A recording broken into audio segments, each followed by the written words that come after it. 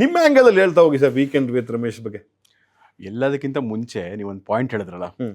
ಝಿಯಲ್ಲಿ ಇವ್ರು creative head ಆಗಿ, ಇವ್ರು ಮಾರ್ಕೆಟಿಂಗ್ ಹೆಡ್ ಆಗಿ, ಅಥವಾ ಇವ್ರು ಪ್ರೋಗ್ರಾಮಿಂಗ್ ಹೆಡ್ ಆಗಿ ಅಂತ. ಹ್ಮ್. ಅದರಲ್ಲೂ ಒಂದು ಇಂಟ್ರೆಸ್ಟಿಂಗ್ ಸ್ಟೋರಿ ಇದೆ. ನಾನು ವೀಕೆಂಡ್ ವಿತ್ ರಮೇಶ್ಗೆ ಬರೋಕ್ಕೆ ಮುಂಚೆ ಇದನ್ನು ಹೇಳ್ಬಿಡ್ತೀನಿ. lovely sir. ಯಾಕೆ ಅಂದರೆ ಹ್ಮ್. ಚಾನಲ್ಲು ನಂಬರ್ 2 ಇರೋವಂಥ ಚಾನಲ್ ನಂಬರ್ 4ಗೆ ಬಿದ್ದಿರುತ್ತೆ. ಹ್ಮ್.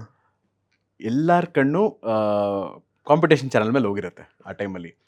ಆವಾಗ ಸೃಷ್ಟಿಯಾಗುವಂಥ ಟೀಮೇ ಈ ಹೊಸ ಟೀಮು. ನೀವೇನೊಂದು 4-5 ಪೊಸಿಷನ್ಸ್ ಹೆಸರು ಹೇಳಿದ್ರಿ. ಹ್ಮ್. ಇದಲ್ಲದೆ ದೊಡ್ಡ ಒಂದು ಟೀಮೇ ಇದೆ, ದೊಡ್ಡ ಒಂದು ಶಕ್ತಿನೇ ಇದೆ. ಇವರೆಲ್ಲ ಸೇರಿ ಹುಡುಕ್ತಾ ಇರುವಂಥ ಒಂದು ಅಸ್ತ್ರ ಏನು ಅಂದರೆ, ಇದಕ್ಕೆ ಸರಿಯಾದಂಥ ಶೋ ಯಾವುದು, ಜನಕ್ಕೆ ತಲುಪುವಂಥ ಶೋ ಯಾವುದು. ಆ 4ನೇ ಪೊಸಿಷನಿಂದ GRP TRP ಫೈಟ್ ಏನಿತ್ತು, ಆಗಿನ ಕಾಲದಲ್ಲಿ TRP ಇತ್ತು, ಈಗ TV ಯಾರ್ ಆಗಿದೆ ಅದು. ಅದರ ಅಸ್ತ್ರ ಅಥವಾ ಶಕ್ತಿ ಏನು ಅಂತ ಹುಡುಕ್ದಾಗೆ ಹುಟ್ಕೊಂಡಿದ್ದೆ ವೀಕೆಂಡ್ ವಿತ್ ರಮೇಶ್. ಟೈಮ್ ಬಂದಾಗ ಹೇಳ್ತೀನಿ. ಅದು ಒಂದು ಎಕ್ಸ್ಪೆರಿಮೆಂಟಲ್ ಶೋ ಆಗಿ ಹುಟ್ಕೊಂಡಿದ್ದು.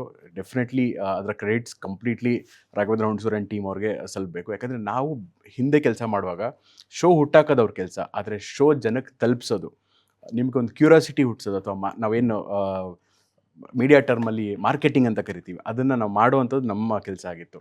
ಸೊ ಆ 4ರಿಂದ 2ನೇ ಪೊಸಿಷನ್ಗೆ ಬರೋಕ್ಕೆ ಮುಖ್ಯವಾದ ಕಾರಣನೇ weekend with Ramesh. And Ramesh ಸರ್ನ ಸಾಕಷ್ಟು ಬೇರೆ ಟಾಕ್ ಶೋಗಳಲ್ಲಿ ನೋಡಿದ್ರು ಜನ.